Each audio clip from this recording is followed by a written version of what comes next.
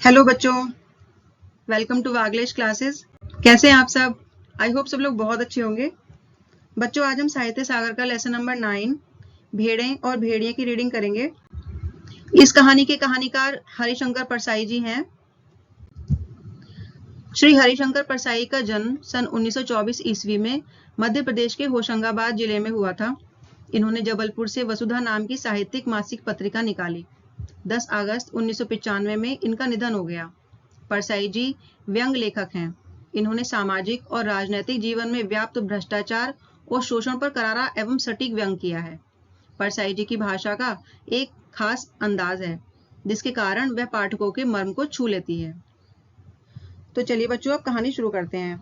बच्चों, ये कहानी भेड़ें और भेड़िए के माध्यम से प्रजातंत्र में धोखेबाज, झूठे, ढोंगी और चालाक राजनेताओं की पोल खोली गई है, जो प्रजातंत्र के नाम पर सीधी सादी जनता का शोषण करते हैं। चलिए अब रीडिंग करते हैं।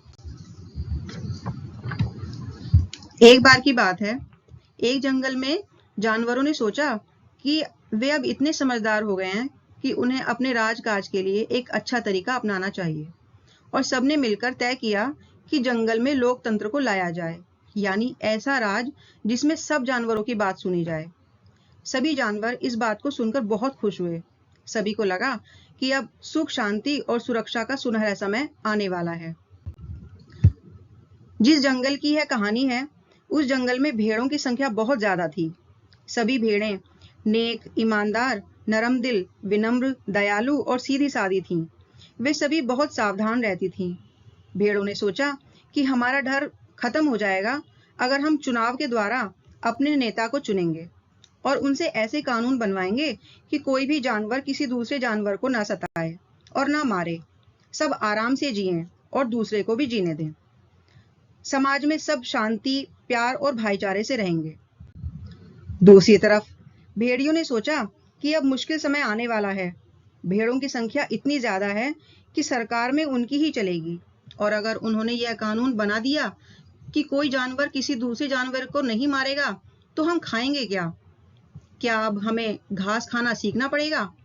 जैसे जैसे चुनाव पास आ रहा था, भेड़ों की खुशी बढ़ती जा रही थी, और दूसरी तरफ भेड़ियों को डर लगने लगा था। एक दिन एक बूढ़े सियार ने भेड़िए से कहा, मालिक, आप आजकल बड़े उदास रहते हैं।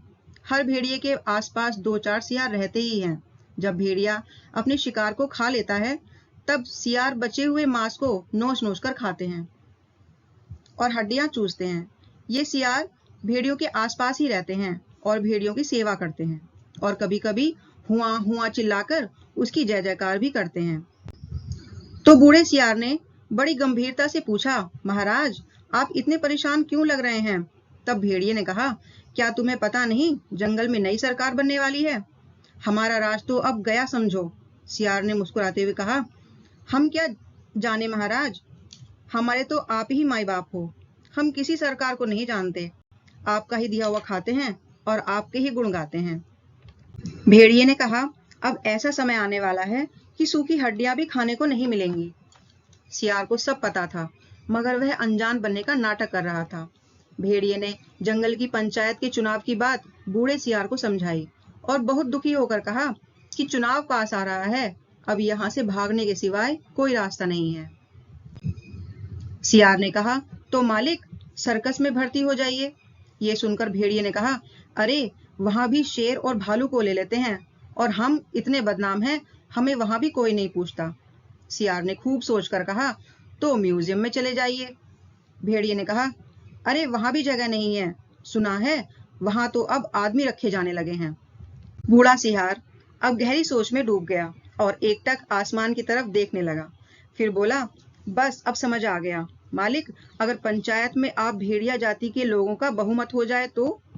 इस पर भेड़िया नाराज होकर बोला, कैसी पागलों जैसी बातें करता है। अरे हमारी जाति के लोग केवल 10% हैं, और भेड़ें और दूसरे छोटे जानवर कुल मिलाकर 90%। भला वे हमें क्यों चुनेंगे? अरे कोई अपने आप को जानबूझकर मौत के मुंह में धकेलता है क्या? अगर ऐसा होता तो फिर बात ही क्या थी।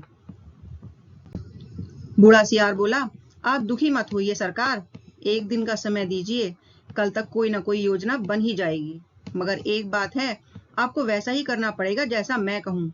मुसीबत में फंसे हुए भेड़िए ने सियार को अपना गुरु मान लिया और उसकी आज्ञा मानने की कसम खाई। दूसरे दिन बूढ़ा सियार अपने साथ 3 सियारों को लेकर आया, जो 3 रंगों में रंगे हुए थे, जिनमें एक पीले रंग में, दूसरा नीले रंग में और तीसरा हरे रंग में। भेड़िए ने उन्हें देखकर पूछा, अरे ये कौन है? बूढ़ा सियार बोला, ये भी सियार है सरकार, मगर रंगे हुए सियार हैं। ये आपकी सेवा करेंगे और आपके चुनाव का प्रचार भी करेंगे। भेड़िए ने कहा, मगर इनकी बात मानेगा कौन? ये तो वैसे ही धोखेबाजी के लिए बदनाम है। सियार ने भेड़िए का हाथ चूमकर कहा, बड़े भोले हैं आप सरकार। अरे मालिक, रंग रूप बदलने से तो आदमी भी बदल जाते हैं, फिर तो ये सियार हैं।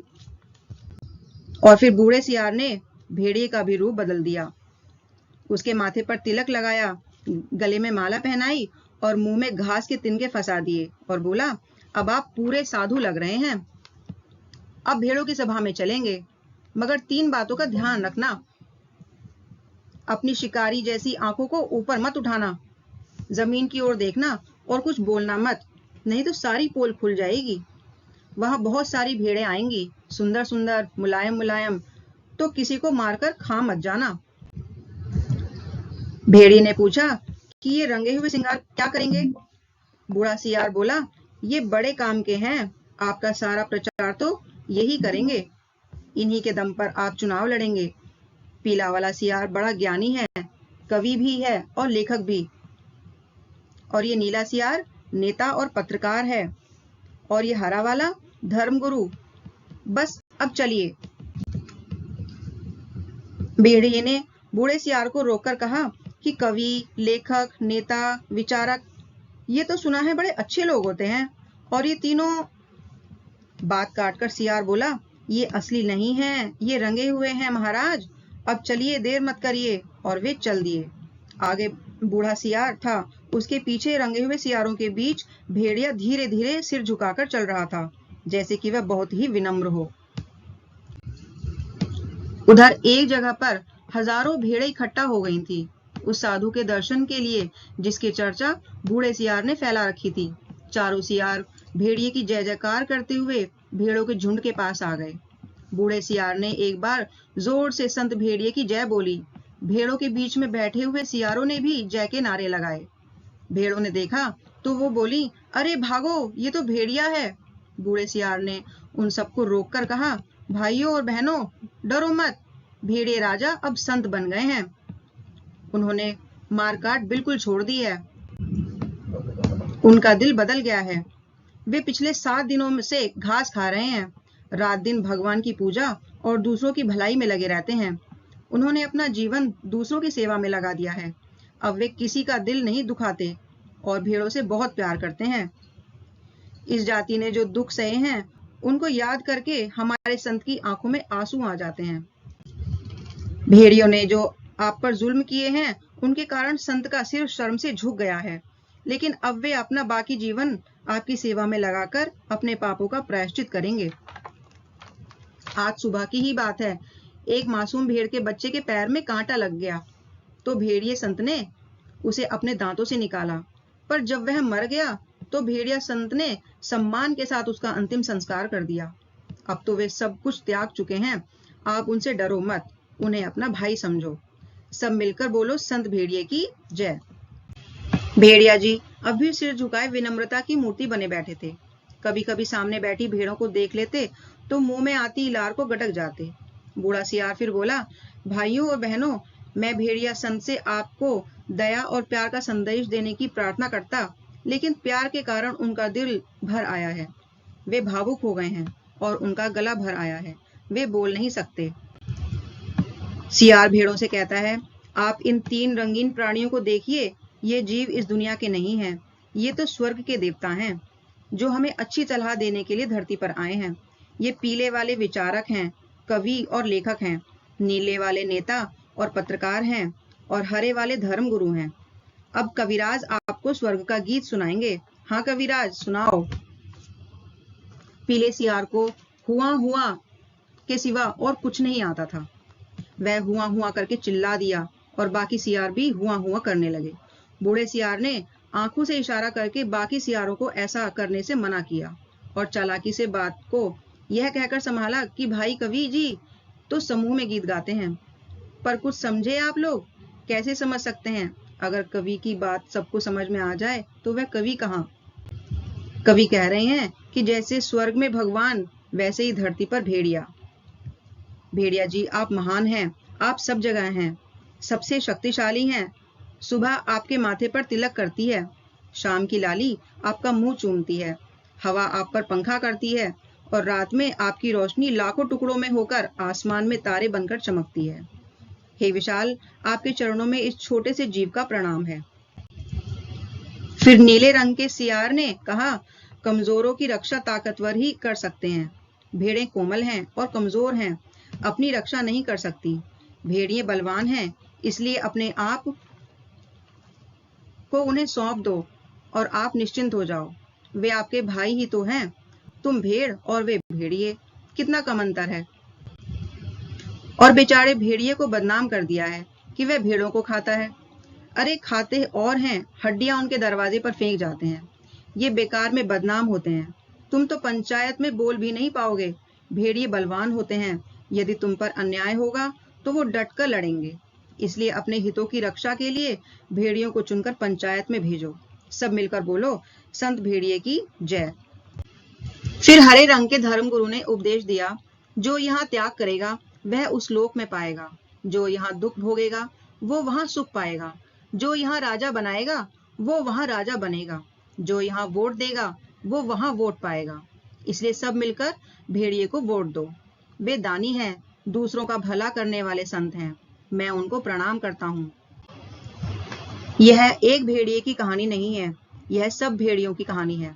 सब जगह इसी तरह का प्रचार हो गया और भेड़ों को विश्वास हो गया कि भेड़ियों से बड़ा उनका कोई हित चाहने वाला और रक्षा करने वाला नहीं है। और जब पंचायत का चुनाव हुआ तो अपने हित की रक्षा के लिए भेड़ों ने भेड़ियों को चुना और पंचायत में भेड़ों के हितों की रक्षा के लिए भेड़िए प्रतिनिधि बनकर गए। और पंचायत में भेड़ियों ने भेड़ों की भलाई के लिए पहला कानून यह बनाया कि हर भेड़िए को सवेरे नाश्ते के लिए भेड़ का एक मुलायम बच्चा दिया जाए, दोपहर के भोजन में एक पूरी भेड़ तथा शाम को स्वास्थ्य के ख्याल से कम खाना चाहिए, इसलिए आधी भेड़ दी जाए। बच्चों, इसी के साथ ये कहानी यहीं पर समाप्त हो जाती है। इस कहानी में भेड़ें सीधे साधे व्यक्तियों का प्रतीक हैं, जो चालाक, स्वार्थी और धोखेबाज राजनेताओं के बहकावे में आकर उनको चुनाव जिताते हैं तथा चुनाव में जीतने के बाद ये भेड़िए रूपी राजनेता भोली भाली जनता का शोषण करते हैं। इस कहानी में लेखक द्वारा राजनेताओं की पोल खोली गई है। तो बच्चों, मुझे आशा है कि आपको ये कहानी समझ में आई होगी।